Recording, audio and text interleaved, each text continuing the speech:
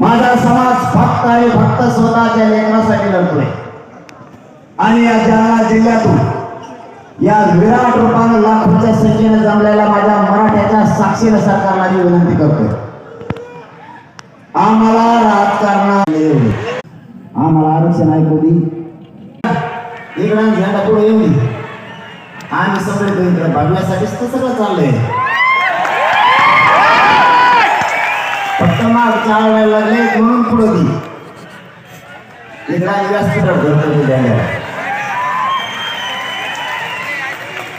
काही ना काहीतरी असतेच. पण